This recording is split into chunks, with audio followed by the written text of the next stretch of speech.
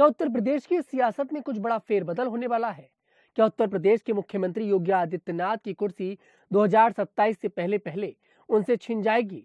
क्या उत्तर प्रदेश के अंदर ब्राह्मण विधायक कुछ बड़ा फेरबदल कराने में कामयाब होते नजर आएंगे? जी हाँ, ये सवाल इस समय उत्तर प्रदेश की सियासत में चारों ओर घूमते नजर आ रहे हैं। और इसी बीच उत्तर प्रदेश के उप मुख्यमंत्री और बिरादरी से ब्राह्मण समाज से आने वाले ब्रजेश पाठक ने दिल्ली का दौरा किया।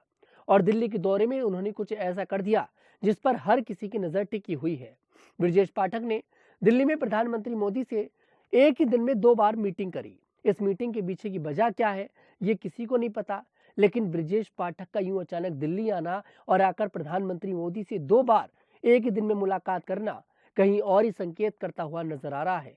दरअसल हाल ही में उत्तर प्रदेश में भारतीय जनता पार्टी के ब्राह्मण 50 विधायकों ने एक बैठक की, जिसके बाद उत्तर प्रदेश की सियासत की चर्चा पूरे देश में होने लगी।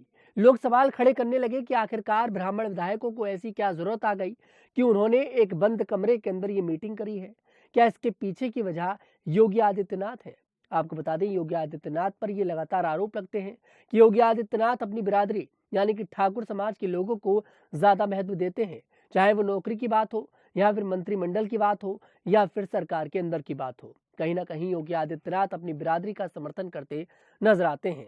यही वजह बताई जा रही है कि ब्राह्मण विधायकों ने बैठक करी है और ये सवाल एक दूसरे से पूछे हैं और ये निर्णय लिया है कि भाई ब्राह्मणों पर जो अत्याचार हो रहे हैं उसे हमें कैसे रोकना है। अब ये बात योगी आदित्यनाथ को देखिए नहीं खल पाई। कहा जा रहा है कि योगी आदित्यनाथ के दफ्तर की तरफ से एक फोन जाता है उसी दिन कि आखिरकार इस बैठक की क्या जरूरत थी। उसके बाद उत्तर प्रदेश में अभी अभी नए बने प्रदेश अध्यक्ष भारतीय जनता पार्टी के पंकज चौधरी, नाम आपको पता ही होगा, पंकज चौधरी की तरफ से ब्राह्मण विधायकों को नसीहत दी जाती है कि आप लोग आगे से ऐसा नहीं करेंगे, साफ नसीहत दे देते हैं। उसके बाद यहाँ पर एक दिन बाद ब्रजेश पाठक जो एक बड़ा ब्राह्मण चेहरा है उत्तर प्रदेश के अंदर, उप मुख्यमंत्री हैं, वो दिल्ली आ जाते हैं और दिल्ली आकर प्रधानमंत्री मोदी से एक ही दिन में 2 बार मुलाकात करते हैं। देखिए, मुलाकात करना कोई नई बात नहीं है, मुलाकात करते हैं, बड़े नेता हैं, लेकिन एक दिन में 2 बार मुलाकात करना, इस बात पर गौर करिएगा। एक दिन में 2 बार मुलाकात करने के पीछे की क्या वजह है? क्या वाकई में योगी आदित्यनाथ को लेकर जो खबरें आ रही हैं कि उत्तर प्रदेश में योगी आदित्यनाथ की जो कुर्सी है वो जल्द ही खाली हो सकती है, या फिर 2027 से पहले पहले बीजेपी खुद योगी आदित्यनाथ के साथ खेला करना चाहती है?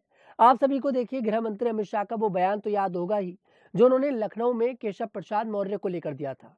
उन्होंने कहा था भरे मंच से योगी आदित्यनाथ के सामने कि मेरे मित्र केशव प्रसाद मौर्य, मेरे मित्र केशव प्रसाद मौर्य। ऐसा उन्होंने किसी और के लिए नहीं कहा, सिर्फ केशव प्रसाद मौर्य के लिए कहा। उसके बाद अटकलें लगनी शुरू हो गई कि केशव प्रसाद मौर्य को एक बार फिर से उत्तर प्रदेश की कमान, मतलब उन्हें अब केशव प्रसाद मौर्य के हाथ में क्या कुछ नहीं लग पाएगा? लोग सवाल खड़े कर रहे हैं। तो मैं आपको बता दूं, केशव प्रसाद मौर्य बहुत जल्द ही बड़ी बाजी मारने वाले हैं।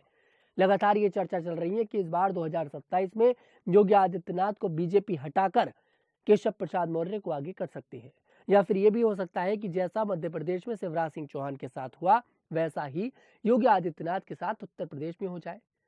ये हो सकता है। कहीं योगी आदित्यनाथ दूसरे शिवराज सिंह चौहान तो बनने नहीं जा रहे हैं कि इलेक्शन तो पूरा देखिए योगी आदित्यनाथ के नाम पर लड़ा जाए, लेकिन जब चुनाव जीत जाए तो एक दूसरे चेहरे को लाकर प्रदेश की कमान सौंप दी जाए। तो ऐसी चर्चा उत्तर प्रदेश में चल रही है। और पिछले कुछ दिनों में आपने एक नाम और सुना होगा, साध्वी निरंजन। जी हाँ, ये भगवाधारी है, योगी आदित्यनाथ भी भगवाधारी हैं। लगातार ये भी दिल्ली का दौरा कर रही हैं और बड़े बड़े नेताओं से मुलाकात कर रही हैं। इनकी मुलाकात के पीछे भी लोग सवाल खड़े कर रहे हैं कि भाई क्या वजह है? क्या कहीं योगी आदित्यनाथ के सामने लाकर एक भगवाधारी तो नहीं खड़ा करेगी बीजेपी? ये भी हो सकता है। फिलहाल उत्तर प्रदेश की चर्चा हर तरफ हो रही है और लगातार लोग सवाल खड़े कर रहे हैं कि जब ठाकुर विधायक बैठक करें तो योगी जी नाम दे देते हैं कुटुंब का, लेकिन जब ब्राह्मण विधायक बैठक करें तो बीजेपी की तरफ से फटकार लग जाती है। फिलहाल आपको क्या लगता है कमेंट सेक्शन में जरूर बताइएगा। मैं तनुज दीक्षित फिर आपसे मुलाकात करूंगा, तब तक के लिए हमारे साथ देखते रहिएगा न्यूज़ 15 उत्तर प्रदेश।